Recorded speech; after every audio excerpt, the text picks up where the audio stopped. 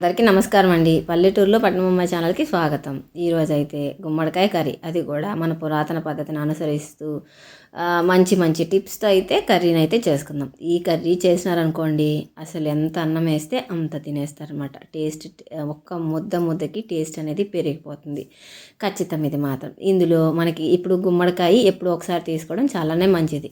ఎందుకంటే ఇందులో మంచి ఫైబర్ ఉంటుంది, విటమిన్స్ ఉంటుంది, మినరల్స్ ఉంటుంది, పొటాషియం ఎక్కువ ఉంటుంది. కాబట్టి అప్పుడప్పుడు తీసుకోవడం చాలా మంచిది. కాబట్టి కొంతమంది ఎలా చేస్తారంటే హల్వా టైప్ చేస్తారు, కొంతమంది తాలింపు చేసుకుంటారు. ఇలా కర్రీలో కూడా చేసుకోండి, చాలా బాగుంటుంది.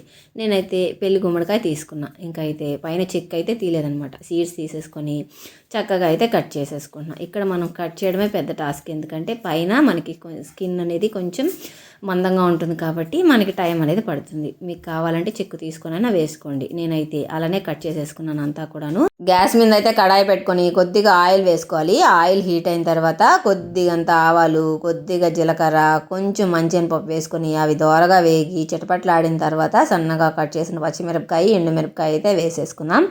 ఎండుమిరపకాయ వేయడం వల్ల కర్రీలో మంచి టేస్ట్ అనేది యాడ్ అవుతుంది. అలానే సన్నగా కట్ చేసిన ఆనియన్స్ కూడా వేసుకొని కొంచెం ఉప్పు అయితే వేసుకొని మగ్గనిచ్చిన తర్వాత 4 దంచిన తెల్లగడ్డలు అయితే వేసేసుకున్నాం. అందులోనే సన్నగా కట్ చేసిన గుమ్మడికాయ ముక్కలు వేసేసుకుని కొద్దిగా రాయి ఉప్పు అయితే వేస్తున్నాను. కొంచెం పసుపు అయితే వేసుకొని కొద్దిగంత కారం వేసుకోవాలి. ఎందుకంటే ఈ కర్రీలో మనము పులుపు, తీపి 2 యాడ్ చేస్తున్నాం కాబట్టి కర్రీలో స్పైసీనెస్ ఎక్కువ ఉందనుకోండి టేస్ట్ అంతా బాగోదన్నమాట. కాబట్టి చూసుకుని అయితే వేసుకోండి.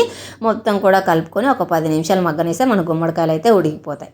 ఉడికిన తర్వాత మనం చింతపండు పులుసుని ఈ లోపే మనం కలిపి అయితే పెట్టేసుకోవాలి. ఇంకా చింతపండు పులుసుని కూడా వేసేసుకొని ఒక్క 10 నిమిషాలు కర్రీని అయితే ఉడకనిద్దాం. ఉడికిన తర్వాత కొంచెం దగ్గర పడింది అన్నప్పుడు కరివేపాకు కొద్దిగా వేసుకొని అలానే కొంచెం బెల్లం అయితే దంచి పెట్టేసుకొని బెల్లం కూడా కొద్దిగా వేసేసుకున్నాం అనుకోండి, ఇంకా కాసేపు ఒక 5 మినిట్స్ అలా కలుపుకుంటే మన కర్రీ అయితే రెడీ అయిపోతుంది. పైన నూనె తేలినప్పుడు కర్రీ రెడీ అయిపోయిందని అర్థము. యమ్మీ గుమ్మడికాయ కర్రీ అయితే రెడీ అయిపోయింది. ఇది చాలా బాగుంటుంది, అందరూ కూడా మెచ్చుకుంటారు మీ ఇంట్లో ఇలా ఈ కర్రీని చేసినందుకు. అంత బాగుంటుంది అనమాట కర్రీ. ఖచ్చితంగా ట్రై చేయండి. ట్రై చేసిన తర్వాత మీకు ఎలా కుదిరింది అనేది మాత్రం నాకు కామెంట్ రూపంలో తెలియచేయండి.